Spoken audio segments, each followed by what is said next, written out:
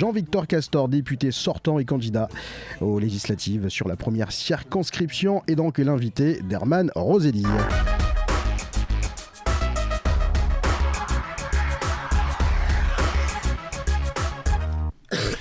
Jean-Victor Castor, bonjour.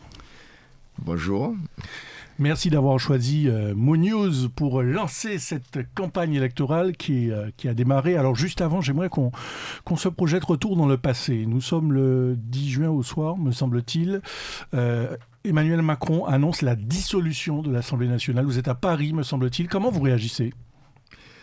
Bon, en fait, ça fait un moment qu'on parle de dissolution. Mais bon, on ne l'attendait pas là, quoi. Alors, déjà, ça fait un moment qu'on parle de dissolution. Et nous, et particulièrement moi, quand j'ai discuté avec des personnes qui connaissent très bien M.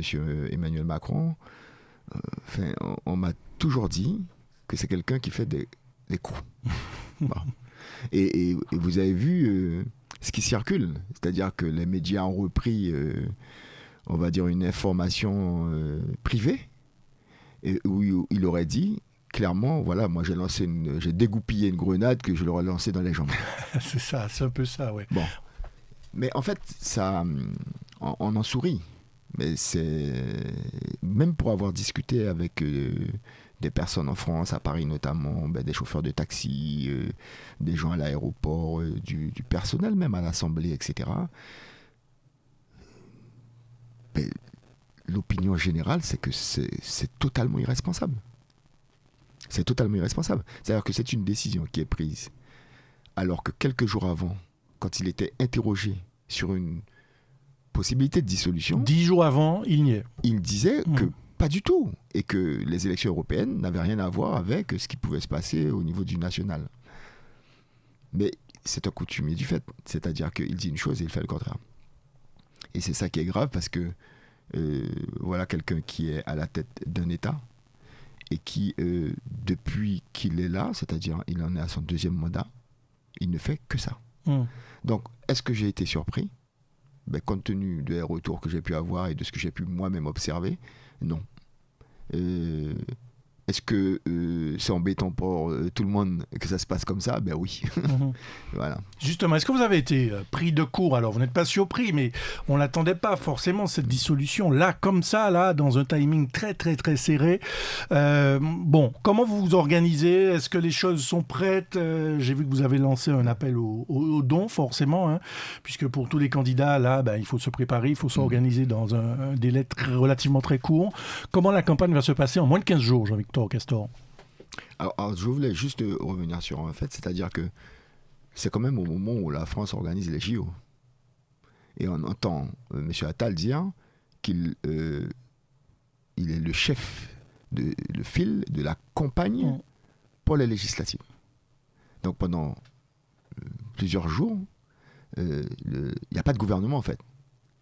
Les membres du gouvernement sont en campagne. Et il y a la préparation des JO en même temps. Et c'est ça aussi que les gens ne comprennent pas, et c'est ce qui a peut-être surpris, y compris moi-même, c'est-à-dire que bon, la dissolution probable, mais peut-être en septembre, à la rentrée. Hein. Eh bien non, lui, il fait ça là. Bon.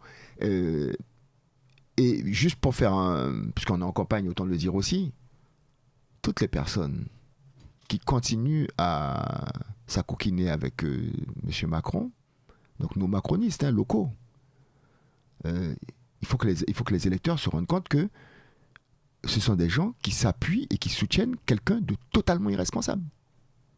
Et on l'a vu lors de son passage en Guyane. Totalement irresponsable, méprisant. Justement, j'aurais des questions sur ça. Méprisant vis-à-vis de la population guyanaise, mais méprisant vis-à-vis de la population en France, quel que soit. Bon, puisque vous m'attendez la perche, Jean-Victor Castor, c'est très bien. On va entrer dans le vif du sujet, parce que là, il faut qu'on parle des sujets de vos projets, de votre bilan, etc. Beaucoup, vous l'avez entendu comme moi, même dans la classe des élus, vous ont reproché d'avoir joué la politique de la chaise vide lors du passage d'Emmanuel Macron. Est-ce que vous regrettez aujourd'hui ? Est-ce que vous assumez, vous confirmez cette posture ? Alors moi je confirme la posture et je l'assume, et je pense que ce qui s'est passé en 2022 avec l'élection de David Riemann et de moi-même, on a été clair dans la campagne. Nous avons dit que nous faisons une offre politique, nous nous présentons pour changer radicalement de posture par rapport à un État qui nous méprise depuis des années. C'est-à-dire que tout ce qui a été proposé avant n'a pas abouti.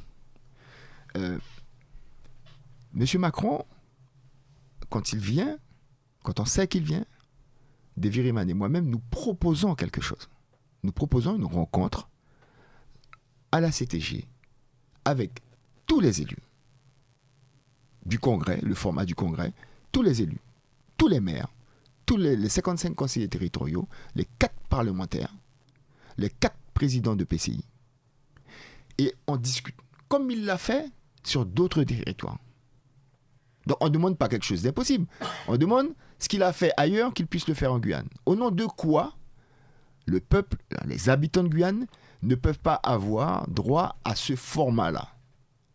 Au nom de quoi, en Guyane, systématiquement, il faut qu'on nous propose un dîner en catimini, chez le palais du gouverneur, là, à Bourda, enfin, etc.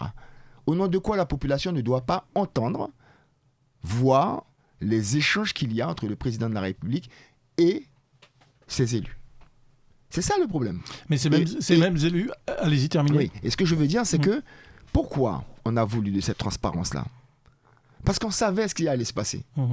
C'est-à-dire que quand vous faites quelque chose en catimini, celui qui invite, il est le chef d'orchestre en fait. Et à l'arrivée, il dit ce qu'il pense. Qu'est-ce qui s'est passé ? C'est que certains élus ont dit non mais c'est pas exactement ce qui s'est dit. Mais lui, il fait sa conférence de presse. Mais votre position, vous auriez pu aller la tenir devant Emmanuel Macron lors de ce fameux dîner. Oui, mais pour les gens qui disent qu'on fait la politique, le gouvernement, on rencontre le gouvernement tous les jours. Il faut que les gens sachent qu'à l'Assemblée nationale, nous rencontrons M. Attal, enfin, toutes les équipes, Mme Bornavon, enfin, etc. On les rencontre tous les mardis et tous les mercredis. Vous êtes au contact des ministres. Nous sommes au contact des ministres, etc. Et les ministres, ils font quoi ? C'est la politique de M. Macron qu'ils mènent. Donc, les sujets, on les connaît. Nous avons pendant 2 ans posé tous les grands sujets guyanais. Tout le monde l'a vu, tout le monde l'a entendu, puisque nous, on n'est pas dans un bilan en fin de mandat, on est dans un bilan permanent, on continue. On rend compte à la population, et on ne rend pas compte simplement au travers des réseaux sociaux ou de passages sur vos médias, etc. On le fait aussi, y compris au travers de réunions publiques, ça ne s'est jamais fait. Et d'ailleurs, le deuxième grand congrès s'est tenu juste quelques jours avant la dissolution, signe du hasard. Ces 2 années-là, quand vous revenez sur ces 2 ans de travail, Jean-Victor Castor, vous dressez quel constat, justement ? Est-ce que vous avez le sentiment que vous avez contribué à faire avancer les choses en 2 ans déjà ? Alors déjà, il faut que les gens sachent que c'est quand même assez particulier. Et d'ailleurs, il y a beaucoup qu'est-ce que les gens disent là, avec ces élections qui arrivent ? Et avec ces candidatures qui apparaissent ? Ce qu'on entend souvent, mais bon Dieu de bon sang, ils ont commencé un travail, on a voté pour eux pour 5 ans, ben laissez-les faire le boulot. Parce que de toutes les façons, il faut que les gens sachent. Là, la personne qui sera élue, elle sera élue pour 5 ans. Mais elle ne fera pas 5 ans, puisqu'il y aura des présidentielles avant. Donc le nouveau président de la République va à nouveau dissoudre. Dans 3 ans, ouais. Donc de toutes les façons, il nous reste 3 ans. Donc, parce que vous voyez, il faut expliquer, parce que certains laissent distiller dans l'esprit de la population que voilà, non, on ne repart pas sur 5 ans. Il y aura à nouveau une dissolution par le nouveau président de la République, et qui ne sera pas Macron, sauf si il y a une situation particulière. Voilà. Mais en tous les cas, ce que je veux dire, c'est que on a ouvert les chantiers. Alors bon, moi je sais expliquer aux gens, et j'espère qu'on pourra le faire dans les débats contradictoires, tout ce qu'on a pu réaliser, mais je le répète ici, nous l'avons fait tout le long de ces 2 ans. Donc, vous placez votre campagne dans le sens de la continuité, finalement. En gros, laissez-nous poursuivre, ou laissez-moi, on va parler de vous, pas de Deviriman, laissez-moi poursuivre le travail que j'ai engagé il y a 2 ans. Mais c'est exactement ça, c'est-à-dire que les gens ont voté pour nous, ils nous ont donné un mandat de 5 ans, c'est quelqu'un, une seule personne, qui a décidé que le suffrage universel mettant en place 577 députés, mais je mets un terme à ça. Ok. Donc effectivement, les gens sont libres d'être candidats ou pas. Mais ce que je veux dire, c'est que dans la population, et on l'entend déjà, c'est-à-dire que moi je ne me suis pas encore vraiment exprimé là-dessus, puisque voilà, mais on entend une vague très puissante où les gens se disent, mais laissez-les poursuivre le travail. Et les gens ont du bon sens, en fait. Les gens ont du bon sens. Et bien évidemment, moi je plaide pour ça. On a engagé des chantiers, il faut qu'on aille au bout. Et puis, dans 3 ans, les gens sanctionneront en fonction de ce que les gens auront vu comme résultat. Alors, vous l'avez dit, Jean-Victor Castor, vous êtes au contact permanent des hautes instances de l'État. Est-ce que là-bas, quand vous êtes justement à 8000 km d'ici, votre casquette d'indépendantiste n'est pas un frein ou n'est pas un boulet à porter dans votre travail de député de l'Assemblée nationale ? Alors déjà, honnêtement. Honnêtement, vous avez... Parce que vous êtes toujours indépendantiste, confirmez-nous. Mais je n'ai jamais changé. La seule chose qui a changé, c'est que quand j'ai fait la campagne, j'avais 2 choix en fait. Et je fais un choix d'une campagne qui ne tient pas compte de la réalité. La réalité, c'est que le vote des élus de la Guyane, le vote unanime de mars 2022 au Congrès, c'est pour une autonomie. Dans le cadre de la République. C'est quand même assez fort. Vous avez toute une classe politique qui, dans sa grande majorité, à l'unanimité, vote pour un texte, pour avoir un article propre dans la Constitution. Qu'est-ce que Jean-Victor Castor peut faire ? Il va pas... Il s'aligne. Non, mais je suis parlementaire. À partir du moment où il y a une position unanime à l'échelle donc, du pays, c'est cette position-là que je dois porter. Et quand j'ai fait campagne en 2022, c'est ce que j'ai dit. C'est ça que j'irai porter. Et je n'ai jamais trahi ma pensée dans toutes mes interventions à l'Assemblée nationale. Je porte quoi ? Je porte la position, la demande d'une autonomie large. D'accord, mais vous restez indépendantiste dans l'âme. Mais bien sûr. Et la question justement, est-ce que ça, parce que forcément là-bas ils le savent, ils savent quelle casquette vous portez. Est-ce que ça vous... Alors, ça pèse pas un petit peu dans les relations publiques que vous avez avec les... Alors, Jean-Philippe Nilor, ça fait 3 ans qu'il est en place, et c'est un indépendantiste.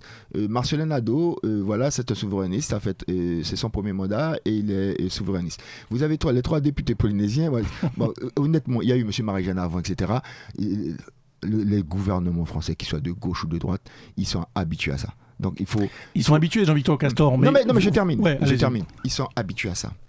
2, quand on est dans l'Assemblée, on siège dans des groupes. D'accord ? On siège dans des groupes. Moi, je siège dans le groupe GDR. C'est une figure importante de l'Assemblée nationale. Monsieur André Chassaigne, c'est lui qui préside ce groupe. Vous avez vu que... Qui risque de ne plus exister, ce groupe, d'ailleurs.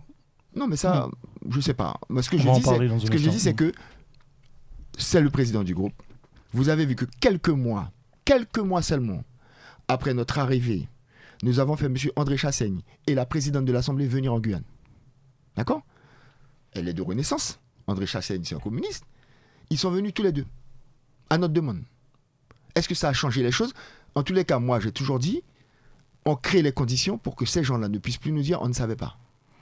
Vous comprenez ? C'est-à-dire que on peut, il faut que les gens comprennent, on peut avoir son étiquette politique, son positionnement politique, et réussir à faire bouger les lignes, à faire comprendre un certain nombre de choses. Vous arriviez à rencontrer les ministres, les directeurs de cabinet, bien sûr, parce que c'est ça le travail du député. Mais dernièrement encore, par rapport au rapport, le fameux rapport sur la Guyane, pour le désenclavement de la Guyane, pour l'aménagement de la Guyane, que j'ai initié, mais vous avez bien vu, le président de l'Assemblée, de la Commission développement durable, M. Jean-Marc Julesi, était présent, avec 2 autres parlementaires, donc Mme Clémence Guettet de la LFI et M. Le Seul Gérard du PS.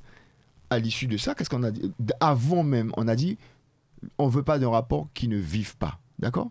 Donc moi, récemment, il n'y a même pas un mois et demi, j'étais à Matignon, avec M. Julesi, avec M. Gérard Le Seul, pour discuter de la suite du rapport. Donc il n'y a pas d'incompatibilité entre le fait d'être indépendantiste et d'être à l'Assemblée nationale. Je sais pas, faudrait, on va faire un bilan, on va expliquer aux gens, mais le nombre de rencontres ministérielles, mais vous demandez une rencontre dans tel ministère, on vous reçoit, vous discutez, vous avancez, que ce soit sur l'agriculture, que ce soit sur des questions donc, de liaison et on vous respecte de la même manière que notre député. Mais bien sûr. Alors, Jean-Victor Castor, oui, parce que du coup, vous m'amenez sur plein de thématiques là, qui sont intéressantes et des questions que j'aimerais vous poser. On a parlé donc des 2 années, on a parlé du groupe dans lequel vous siégez.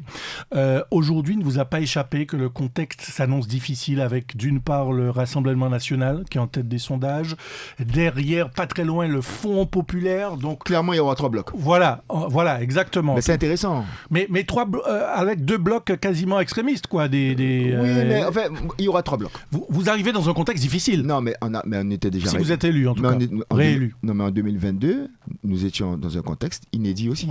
Parce que c'est pour la première fois que dans la 5e République française, qu'il y avait une majorité relative. C'est la première fois. Il y a toujours eu des majorités absolues, c'est ça. Soit avec cohabitation ou sans cohabitation. Mais il y a toujours eu des majorités absolues. Là, c'est mignon, ça te mettez-nous là, et nous gâtons une bête côté, il n'y a pas de majorité. Donc à chaque fois, ce sont des coalitions, des alliances de circonstances qui permettaient de faire passer des textes ou pas. Donc il faut bien comprendre. Par exemple, la loi sur l'abrogation concernant l'obligation vaccinale, il fallait observer, il fallait voir les tendances, il fallait aller voir faire du lobbying, etc., pour qu'elle puisse passer. Mais c'est pas évident. Mais ce que je veux dire, c'est que là aussi, la démonstration a été faite. Les gens ont vu des députés s'exprimer et avoir l'aval d'autres députés, d'autres groupes. Par exemple, sur le rapport, c'est un vote unanime, sur le rapport qui a été fait sur la Guyane, qui porte sur le désenclavement de la Guyane. Un vote unanime de tous les groupes de l'Assemblée. C'est-à-dire que quand on dit oui, mais bon, vous n'avez pas d'influence, etc. Mais l'influence, ça se travaille. Ça s'organise, ça relève de stratégie aussi. Ça s'organise en groupe, surtout. Non mais ça relève de stratégie aussi. C'est-à-dire qu'il faut savoir comment on fait pour convaincre les groupes en question. Et je pense que la démonstration a été faite, qu'en l'espace de très peu de temps, on a réussi à le faire. Et quand vous parliez aussi, par exemple, des relations avec les ministères, moi je ne veux pas raconter des histoires aux gens. Mais bien sûr qu'il y a des freins. Aussi. On pourrait parler par exemple du rapport sur les hydrocarbures. C'est un combat qui dure depuis plus de un an et demi, où on a arraché un courrier du Premier ministre, M. Attal, qui demande à M. Lescure de remettre le courrier, de remettre le rapport. Et malgré ça, un courrier du Premier ministre qui s'adresse à son ministre délégué. C'est ça. Alors... Et le ministre délégué, jusqu'à maintenant, ne veut pas remettre le rapport. Donc qu'est-ce qu'on a fait ? On a saisi la CADA. La CADA qui est là. La CADA, c'est l'organisme qui oblige que tout document public soit effectivement diffusé.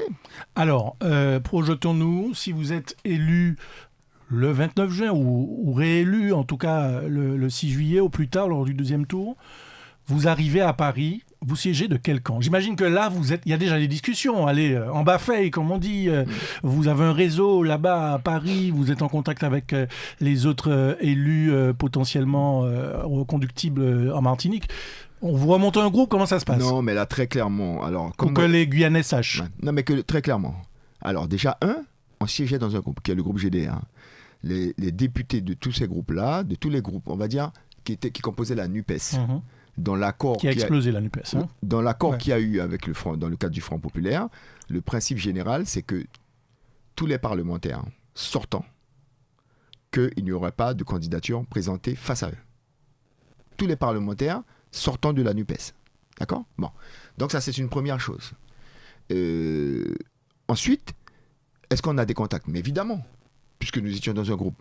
Donc on est toujours en contact avec ce groupe-là et qui a participé aux négociations pour la mise en place de ce Front populaire. Très clairement, demain, Jean-Victor Castor est élu, il va siéger, il ne siégera pas avec les LR, RN, il ne siégera pas avec la majorité de M. Macron, il siégera dans le groupe du Front populaire. Très clairement. Bon, très clairement. À l'intérieur de ce groupe-là, du Front populaire, vous savez très bien qu'il y aura certainement chaque groupe qui va se reconstituer. Bon, et donc là, comme je l'avais dit la dernière fois, attendons le résultat des élections, parce que je n'ai pas envie d'annoncer quelque chose ici, et puis qu'à l'arrivée, la composition, elle soit telle que finalement, il me faille reconsidérer donc, mon positionnement. Donc, on a, à la soirée donc, des résultats des élections, on reprendra contact avec les personnes et on informera en tous les cas en toute transparence la population du choix qui aura été fait. Et justement, pour cette transparence de la population, aujourd'hui, vous êtes soutenu par ce Front populaire ou pas ? Vous allez à la bataille sans étiquette, c'est ça ? Ou en tout cas sous les couleurs du MDES, évidemment. Mais vous êtes soutenu par qui ? Tant au niveau local que national. Alors déjà, je ne suis pas soutenu que par le MDES parce que je pense que la vague populaire qu'on a réussi à mettre en place, elle dépasse largement oui, en tout cas, je parle des organes politiques, vous l'avez compris. Oui, mais mon organisation politique, ce que je veux dire, c'est qu'au moment même où je vous parle, vous avez des gens qui font campagne partout, alors qu'elles ne sont même pas identifiées dans notre organisation de campagne, vous comprenez? Donc, c'est intéressant, et ça relève tout simplement, c'est significatif du résultat du travail qu'on a fait, parce que les gens ont vu, les gens ne veulent pas revenir en arrière, les gens ne veulent pas revenir avec des élus qui, bon voilà, on a voté pour moi, et puis ciao, c'est terminé. Nous, on est dans cette relation permanente. Bon, est-ce qu'on aura le soutien? Alors, moi, ces gens-là se réunissent, vont décider. Moi, je n'ai pas envie d'être dans une investiture, puisque bon, voilà. Vous avez été sollicité, j'imagine, par le Front Populaire. On vous a appelé. Bien sûr. Non, mais je suis, très clairement, c'est pas en bas-feuille. Ce sont des discussions que j'ai notamment avec André Chassaigne. Et d'ailleurs, dans le programme du Front Populaire, vous allez voir que, par exemple, il y a une phrase, un chapitre spécifique pour la Guyane concernant le désenclavement, puisque l'idée générale, c'était désenclavement ferroviaire. Et là, c'est du désenclavement ferroviaire et routier pour ce qui concerne la Guyane. Vous allez voir que la question, c'est moi qui étais en discussion aussi avec les équipes, donc les personnes avec qui on discutait du Front Populaire, y compris des gens de la LFI, des écologistes, etc., pour qu'on pose à l'intérieur donc, du chapitre concernant les 10 Outre-mer, que la question de l'autonomie soit posée aussi. De l'autonomie politique. Et puis bien sûr la question des billets d'avion, enfin voilà, il y a plein de choses qui sont posées comme ça. Le Front Populaire va assumer sa responsabilité de diffuser le programme, ça va être fait certainement par nos équipes aussi. Il n'y aura pas d'investiture, mais le Front Populaire discute. Je pense que naturellement, compte tenu donc des relations que nous avons avec eux, qu'il y aura des soutiens qui vont... Donc en vous écoutant, Jean-Victor Castor, vous semblez pas plus inquiet que cela, vous semblez assez serein donc, pour la suite de votre travail si vous êtes réélu, parce qu'il faut quand même qu'on le mentionne, on est à la radio. Donc si vous êtes réélu, vous ne semblez pas plus inquiet que ça avec ces 3 blocs, comme vous dites, qui vont exister. Certes, vous dites que c'était comme ça en 2022, mais quand même là, on arrive dans une assemblée qui risque d'être dirigée quand même par le Rassemblement national, qui risque d'avoir une majorité quand même. Est-ce que la poursuite de votre travail de député ne sera pas compliquée? Là, il faudra voter le budget là, en 15 jours. Là, voilà, c'est ça. Il faudra voter le budget. Les Jeux Olympiques derrière. Enfin bon, il faut s'attendre à des lendemains difficiles. C'est plutôt en septembre, octobre, plutôt octobre même que ça va, qu'on fera le PLF et PLFSS. Il faut s'attendre à des lendemains difficiles. Alors, vous êtes serein? Alors déjà, je suis un bâton. Hein? Bon, à Pocodilo pour mouiller la macana. Bon. Ce que je veux dire, c'est que tous les parlementaires sont inquiets. Ceux qui ont le vent en poupe, eux-mêmes aussi le sont. Il ne faut pas croire. Hein, parce que c'est une responsabilité de diriger la France si jamais le RN est au gouvernement. Et ça posera des problèmes à tout le monde. Ça va créer une situation d'instabilité permanente, y compris sociale, enfin, etc. Donc, il y aura une véritable tourmente. Juste une parenthèse, vous y croyez, vous, une cohabitation Bardella-Macron?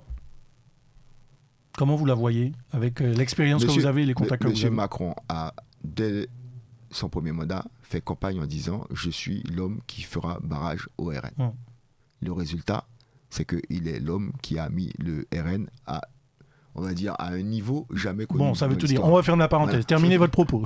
Donc, moi, je ne Sur votre travail demain. C'est quelqu'un qui peut être... Non, le travail, c'est que de toutes les façons, il y aura un gouvernement, les conditions seront différentes, elles seront peut-être plus difficiles, donc il faudra effectivement avoir des personnes debout. Et nous, dans tout ça, et la Guyane, dans tout ça, comment vous allez défendre nos idées? Justement, c'est bien ce que je dis. C'est-à-dire qu'on ne peut pas s'aventurer à mettre des personnes qui n'ont pas fait la preuve d'un engagement total, en fait.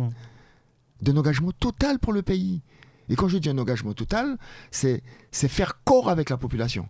Parce que quel que soit le gouvernement, on a bien vu, on a eu droit à la gauche, on a eu droit à la droite, peut-être que demain on aura droit à l'extrême droite, etc. On fait quoi en fait? Et c'est tout le travail que Davy Riemann et moi nous avons réalisé, c'est de créer les conditions d'une fusion entre la population et ses députés. La démonstration que deux personnes, deux parlementaires, ces deux personnes-là peuvent travailler ensemble. Les gens adorent ça. Alors ça c'est bien ici, ensemble avec la population, mais la population n'est pas avec vous à l'Assemblée nationale. Et face à une armada du Rassemblement national, Jean-Victor Castor, les dossiers importants, comme vous dites, du désenclavement, du transport, du foncier qui vous tient à cœur, comment vous allez porter ces dossiers-là face à une armada d'extrême droite peut-être de toutes les façons, quel que soit le gouvernement qui sera en place, on voit bien. Vous avez vu que là, sur la question du désenclavement, en piquant un peu, en harcelant un petit peu Mme Guévenoux, elle a simplement confirmé ce que M. Macron a pu dire, c'est-à-dire que, vous les Guyanais, vous ne méritez qu'une piste. Vous comprenez ? C'est-à-dire que notre responsabilité aujourd'hui, et ça me permet de revenir rapidement sur le passage de M. Macron, moi, j'ai pas envie de servir de caution, moi, dans une réunion pour qu'un président de la République me dise, moi, je vous propose une étude pour une piste.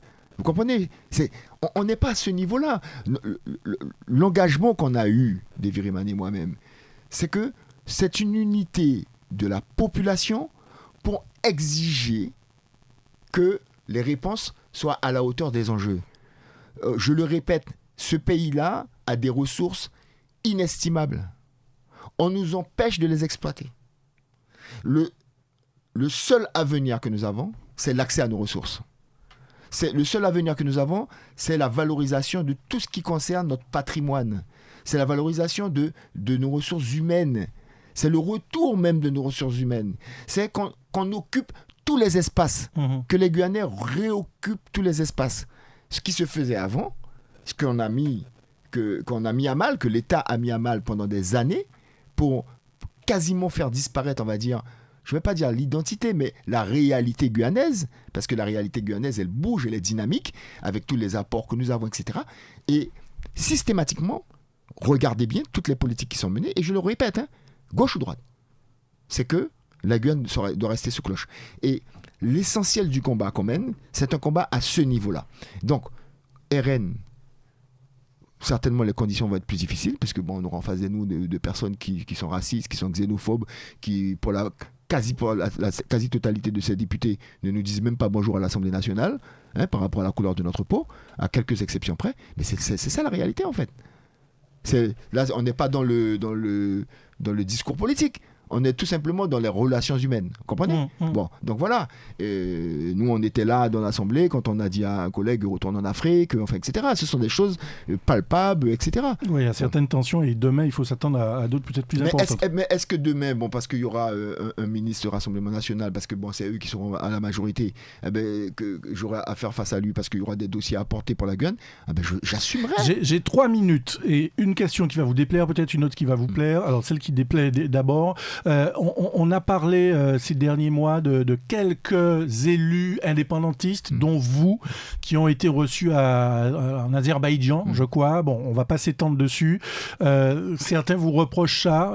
Ça fait partie peut-être des thèmes, enfin en tout cas des actions que vous regrettez ou pas en tant que député ? Non, pas du tout. Écoutez, vous avez une instance qui s'appelle le Mouvement des non-alignés. 120 pays membres, c'est-à-dire 60% de la planète. Près de 60% de l'économie du PIB mondial. Avec des pays comme l'Inde, l'Afrique du Sud, des pays, etc. Vous avez 17 pays qui sont des pays associés, dans le Brésil, qui siègent dans cette instance-là. Qui présidait cette instance ? C'était l'Azerbaïdjan. Je suis invité pour y aller. Ça me donne la possibilité de donner de la visibilité à la Guyane dans une instance qui représente 60% de la planète. Ok, donc ça a un impact, ça porte quelque chose aux Guyanais. Mais d'ailleurs, mais ça me permet d'expliquer, par exemple, à toutes ces personnes que, en France, en Guyane, la France nous interdit l'accès à la terre. Les gens ne comprennent pas. Ils disent, mais non, c'est pas la... Je dis, mais si, c'est la réalité. Que c'est un préfet qui décide d'attribuer les terres ou pas. Il faut expliquer ça, parce que c'est pas la France qui ira expliquer à ces gens-là, voilà comment elle traite la Guyane. C'est à nous de le dire dans ces instances-là. Deuxièmement, ce que je veux dire, c'est que je suis allé à Kampala, parce que c'était la session d'après. Personne n'en parle. Pourquoi ? Parce que la France a un litige avec l'Azerbaïdjan, d'accord ? Concernant le Haut-Karabakh. Et c'est un vrai problème. C'est un vrai problème. Mais par contre, Madame Dati, elle est ministre. Madame Dati, elle a des relations privées avec le gouvernement, le président de l'Azerbaïdjan. Ça n'a pas gêné le gouvernement. Là, au moment où je vous parle, il faut savoir que la France a des accords économiques. Vous vous rappelez de la fameuse histoire du gazoduc qui passe par, etc. Donc, moi, ce que j'ai répondu sur les médias français, il faut que la France balaie devant sa porte. Et Mandela avait une phrase, vous savez. Mandela avait dit, quand on l'avait interrogé, oui, mais bon, vous avez eu des relations avec Kadhafi, avec Castro, etc. Il a dit, mais vous étiez où quand il y avait l'apartheid? Bon, en tout cas, vous avez été clair, 30 secondes vraiment, puisque Samuel Charles nous regarde avec de gros yeux. Vous bénéficiez, a priori, les sortants bénéficient de ce qu'on appelle la prime du sortant. Est-ce que ça vous met en confiance? Est-ce que, aujourd'hui, quel message vous donnez aux Guyanais qui nous écoutent ce matin? Moi, ce que je dis, c'est qu'il ne faut pas être dans l'excès de confiance. D'accord? Moi, j'ai toujours été quelqu'un de très optimiste. Vous connaissez ma carrière politique. Beaucoup de sportifs aussi. Oui, beaucoup de personnes ont dit, mais voilà, c'est quelqu'un qui a attendu, qui a fait le boulot, qui n'a pas changé de position. Parce que j'ai toujours pensé que les gens, si on fait de la prise de conscience, les gens peuvent comprendre. Donc là, on est dans une dynamique effectivement qui est très favorable. Je dis simplement pas d'excès de confiance. Parce qu'il ne s'agit pas non plus que les gens se disent, de toute façon, il est passé. De toute façon, Castor qui est passé, il n'y a pas de problème. Non, attention, toutes les voix contre, restons mobilisés, amplifions la mobilisation. Et d'ailleurs, j'appelle toutes les personnes qui souhaitent faire campagne avec nous. Je donne rendez-vous demain, donc mardi 18 juin, chez Paulina, à partir de 18h30, pour lancer la campagne avec toutes les personnes, toutes les familles, quels que soient les secteurs. Si vous voulez faire campagne pour Jean-Victor Castor, pour faire en sorte que l'acte qui a été posé en 2022 ne soit pas remis en cause parce que M. Macron a pris une décision, on va dire, irresponsable, et qu'on nous permette de faire notre mandat et de poursuivre le travail, eh bien venez chez Paulina, demain mardi 18 juin, à partir de 18h30. Merci, on a compris, Jean-Victor Castor, vous allez faire des jaloux. Je suis sûr que tous les candidats vont nous appeler pour annoncer aussi leur entrée. Merci Jean-Victor Castor. Demain, c'est Boris Young-Sit, émission rediffusée à 12h30 tout à l'heure, et sur YouTube, la chaîne MoNews TV. D'ici 1 heure, vous pourrez vous partager le replay de cette émission. Bonne journée. Merci.